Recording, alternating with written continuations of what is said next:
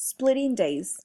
Splitting days is utilized when you or your staff have failed to close for the business day on every single day for your business. So for example, if I forgot to close today or failed to close for business today and tomorrow morning I start taking transactions within the same money counts and without closing and then reopening first, then those days or that information of days will be combined within your reports and within all of your data, and those days will need to be split. It's very important to make sure that if this is happening, you're making sure that your staff and yourself, you're very well aware that you want to make sure that you're closing at the end of business day every single day so that the next day you can reopen, and those business days and that information, those transactions, all of that money data will be split up to the correct days.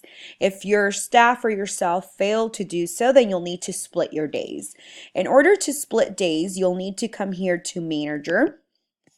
And if it's asking you for a password, you'll want to enter your password here. If it doesn't let you go into that area, if it says that your password doesn't have access to that section, that means that you have to reach out to your supervisor because they're the ones with access to those areas. After Manager, you'll go Admin. And again, if it's asking for a password, you enter your password there. And you'll click School or Salon, depending what your state's right in there. And at the bottom left corner, you have an Edit Business Day Terminal tab. You'll click there, and what this is going to do is bring you here, and this is the spot where you're able to see the dates, your closing times, and all the payment and expected, entered, and adjusted type of information for that business day. So you'll want to know exactly what day you need to split up. So for example, I have here November 18th and the 19th that are combined together, and I need to split them up. So in order to do that, I need to go to the 19th. So whatever days you're doing, you're going to go to that last day. And you're going to be able to see closing time here, your terminal, again, your payment types and your methods, how much you opened with, expected, and so forth. But since this is the day that I need to split, then I'm going to go ahead and click Split. Once I click Split, then I'm going to go ahead and press OK. And that's going to get rid of that window and you're all complete. You can always go back and of course rerun your reports, like your dashboard, your end of the day, so that you can verify that that information has been split up and that everything is showing up on the correct days.